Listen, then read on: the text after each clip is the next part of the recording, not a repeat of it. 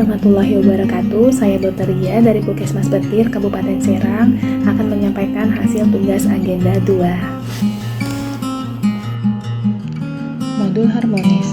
Harmoni adalah kerjasama antara berbagai faktor dengan sedemikian rupa hingga faktor-faktor tersebut dapat menghasilkan suatu kesatuan yang luhur. Budaya tempat kerja nyaman dan harmonis akan membuat tempat kerja yang berenergi, memberikan keleluasaan untuk belajar, kontribusi, berbagi kebahagiaan bersama seluruh anggota organisasi. Adapun tujuan pembelajaran harmonis, 1. Memahami dan menjelaskan keanekaragaman bangsa Indonesia serta dampak manfaat dan potensi disharmonis di dalamnya, menjelaskan dan menerapkan nilai harmonis sesuai kode etik ASN secara konseptual teoritis yang meliputi peduli dan menghargai perbedaan, serta memberikan contoh perilaku dengan menghargai sikap orang apapun latar belakangnya, suka menolong orang lain, serta membangun lingkungan kerja yang kondusif. 3. Menganalisis kasus atau menilai contoh penerapan harmonis secara tepat. Etika pabrik ASN dalam mewujudkan suasana harmonis. Etika merupakan refleksi baik atau buruk, benar atau salah yang harus dilakukan atau melakukan yang baik dan benar, sedangkan moral mengacu pada kewajiban untuk melakukan yang baik atau seharusnya apa yang dilakukan. Kode etik adalah aturan-aturan yang mengatur tingkah laku atau etika suatu kelompok khusus dalam masyarakat melalui ketentuan-ketentuan tertulis. Fokus utama dalam pelayanan pabrik yakni pelayanan pabrik yang berkualitas dan kompeten, sisi dimensi reflektif, modalitas etika. Perilaku ASN yang menunjukkan ciri-ciri sikap harmonis: A. Toleransi, B. Empati, C. Keterbukaan terhadap perbedaan. Dengan menegakkan nilai etika, maka suasana harmonis dapat terwujud di lingkungan tempat bekerja dan lingkungan masyarakat dimanapun ASN berada. Peran ASN dalam mewujudkan suasana dan budaya harmonis. Dalam mewujudkan suasana harmonis, maka ASN harus memiliki pengetahuan tentang historitas keindonesiaan sejak awal Indonesia berdiri. Peran ASN dalam kehidupan berbangsa dan menciptakan budaya harmoni dalam pelaksanaan tugas dan kewajiban sebagai berikut. Posisi PNS sebagai aparatur negara. PNS juga harus bisa mengayomi kepentingan kelompok-kelompok minoritas. PNS juga harus memiliki sikap toleran atas perbedaan. Dalam melaksanakan tugas dan kewajiban, PNS juga harus memiliki sifat suka menolong. PNS menjadi figur dan teladan di lingkungan masyarakat. Upaya menciptakan dan menjaga suasana harmonis bukan usaha yang bisa dilakukan sekali dan jadi untuk selamanya, melainkan harus dilakukan secara terus-menerus oleh seluruh elemen dalam sebuah organisasi. Contoh penerapan modul harmonis di fasilitas kesehatan, salah satunya di Puskesmas. Yang pertama, sesama petugas kesehatan. Tidak membedakan antara status pekerjaan antara perawat, bidan, dokter, OB, security maupun orang-orang yang bekerja di Puskesmas setempat. Selalu menciptakan suasana hangat, ramah tamah, senyum, sapa salam kepada sesama karyawan Puskesmas. Yang kedua, petugas kesehatan kepada pelayanan pada pasien yang berobat maupun minta rujukan. Seringkali terjadi penundaan saat pasien minta rujukan ke Puskesmas karena kadang dengan jumlah pasien yang banyak datang, malah didahulukan pasien yang berobat terlebih dahulu dibandingkan pasien yang minta rujukan, sehingga terkadang pasien rujukan komplain ke petugas kesehatan. Yang ketiga, membedakan pasien BPJS dan umum pada pasien rawat inap. Seringkali terjadi perbedaan dalam memberi layanan pada pasien umum dan BPJS. Untuk pasien umum terkadang petugas kesehatan untuk pelayanan yang diberikan seringkali terjadi perbedaan dengan pasien BPJS. Seringkali didahulukan tindakan daripada pasien BPJS dengan pasien umum yang didahulukan. Padahal di dalam dunia kesehatan, terutama pada pasien UGD, yang didahulukan adalah yang lebih urgensi atau gawat darurat, bukan karena status sosialnya. Modul loyal. Secara etimologis, istilah loyal diadaptasi dari bahasa Prancis yaitu loyal yang artinya mutu dari sikap setia. Loyal merupakan tindakan memberi dan menunjukkan dengan dan kepatuhan yang teguh dan konstan kepada seorang atau institusi. Bagi seorang pegawai negeri sipil, kata loyal dapat dimaknai sebagai kesetiaan, paling tidak terhadap cita-cita organisasi, dan lebih-lebih kepada Negara Kesatuan Republik Indonesia. Ciri atau karakteristik mengukur loyalitas pegawai: pertama, taat pada peraturan; kedua,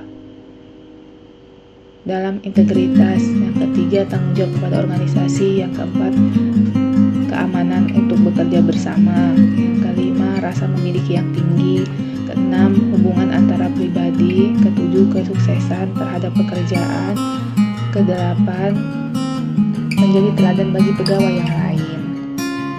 Tujuan pembelajaran loyal: menjelaskan loyal kepada konseptual teoritis yang berdedikasi dan mengutamakan kepentingan bangsa dan negara, menjelaskan paduan perilaku kode etik, mengaktualisasikan loyal dalam konteks organisasi pemerintah, menganalisis kasus dan atau menilai contoh penerapan loyal secara tepat pada setiap materi pokok.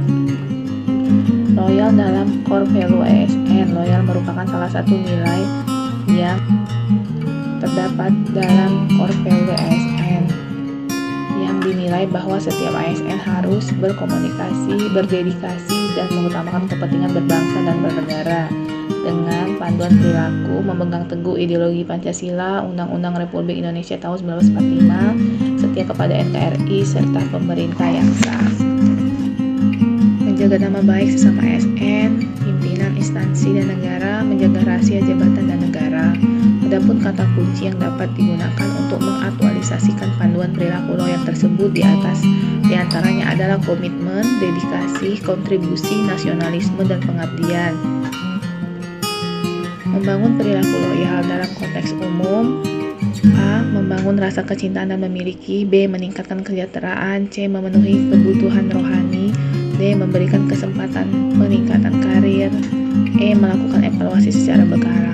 Sikap loyal ASN melalui aktualisasi kesadaran bela negara.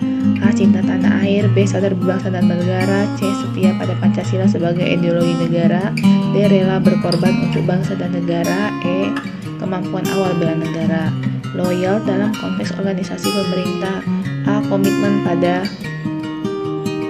sumpah atau janji sebagai wujud loyalitas PNS.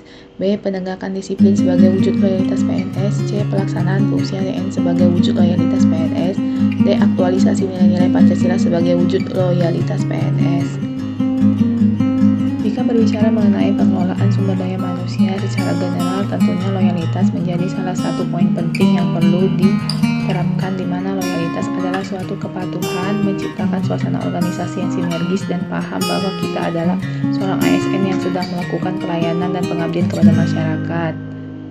Telah banyak riset membuktikan bahwa loyalitas memiliki pengaruh terhadap kinerja pegawai di dalam suatu organisasi. Pegawai dengan loyalitas yang tinggi memiliki kinerja pegawai yang lebih terjamin dari waktu ke waktu. Kita juga harus berhati-hati dalam bekerja sehingga loyalitas tersebut dapat tumbuh dan terampil dari pelaksanaan kegiatan kita sehari-hari. Sebagai contoh, hari-hari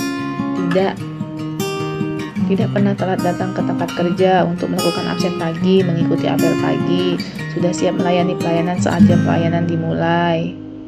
Selalu tepat waktu mengumpulkan tugas seperti tugas di Puskesmas, salah satunya tugas pemegang program yang ada di Puskesmas. Tidak menunda-nunda pelayanan yang harus diselesaikan. Modul adaptif. Adaptif adalah karakteristik alami yang dimiliki makhluk hidup untuk bertahan hidup dan menghadapi segala perubahan lingkungan atau ancaman yang timbul. Adaptasi merupakan kemampuan diri mengubah diri sesuai dengan keadaan lingkungan, tetapi juga mengubah lingkungan sesuai dengan keadaan atau keinginan diri. Banyak persoalan pelayanan publik tidak dapat diselesaikan secara tuntas, bukan karena persoalan kemampuan adaptabilitasnya rendah, tetapi justru karena persoalan-persoalan kelembagaan dan kebijakan yang tidak sesuai ruang yang cukup untuk beradaptasi. Tujuan pembelajaran adaptif: 1. Memahami pentingnya mengapa nilai-nilai adaptif perlu diaktualisasikan dalam pelaksanaan tugas jabatannya. Yang kedua, menjelaskan adaptif secara konseptual, teoritis yang terus berinovasi dan berantusias dalam menggerakkan serta menghadapi perubahan. Yang ketiga, menjelaskan paduan perilaku kode etik adaptif. Yang keempat, memberikan contoh perilaku dengan cepat menyesuaikan diri menghadapi perubahan, terus berinovasi dan mengembangkan kreativitas dan proaktif. Yang kelima, menganalisis kasus dan menilai contoh penerapan adaptif secara tepat. Contoh penerapan adaptif dalam kegiatan di Puskesmas, salah satunya masalah stunting. Program yang ada di Puskesmas merupakan salah satu tantangan yang harus bisa dilalui oleh petugas program atau petugas yang lain. Seperti saat itu untuk program gizi sedang menghadapi kejadian stunting pada anak dan harus segera diatasi. Pemegang program gizi dibantu oleh petugas puskesmas yang lain untuk segera mendata pasien yang sedang menghadapi stunting dan segera dilakukan penata laksanaannya agar kedepannya tidak bertambah stunting lainnya.